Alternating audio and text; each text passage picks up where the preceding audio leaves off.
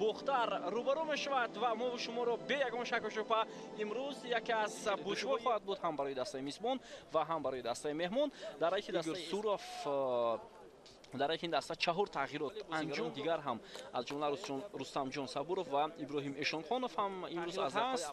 ستاد مربیان این تیم یک تغییرات انجام دادن به حساب 2-1 و اکنون این هفته باز هم در همین میدان فوتبالبازان دسته وحش بازی میکنند و این دفعه عبدالغفارов پرتابی خیلی هم بلند با موبین جان مومینوف، حالا داور هیچ چیزی شروع نمیکند. ادامه حمله دسته خطر رو میبینیم. پاس جانبی نرگاشف، پس بسیار خوب و ادامه حمله دسته وحش رو میبینیم. حالا ارسال توپ جانبی دروازه اسخط، ادامه حمله دسته اسخط به توجه میکنیم. امام نظرف ضربه او جانبی دروازه و کنار میدان مقابل دفاعگران دسته وحش، پس بسیار خوبی او دلشاد کریموف، ارسال توپ و ضربه بسیار خوب اما غفارov موقع 38 رو اشغال کرد.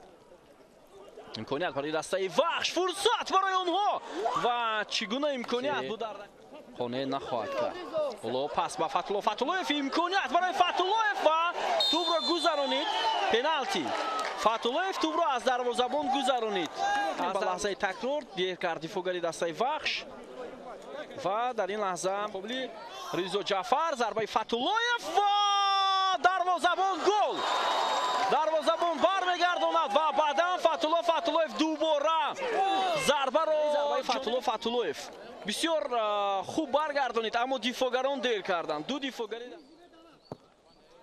خیلی پرتابی بلند و امکانیت برای مانوئل مونینگا بسیار خوب و دقیق بعد علی امام نظرов حمله رو میتواند ادامه دهد. پرتابی او و امیرجان سفرов، امام نظرов پرتاب جریمه گاه و امیرجان سفرов، محمد سعید خوجا فرصت پاسی او موبین جان مومینوف ضربه و چگونه امکانیت رو در سفر به دست دارند. پرتابی خیلی بلند با مونینگا و گل،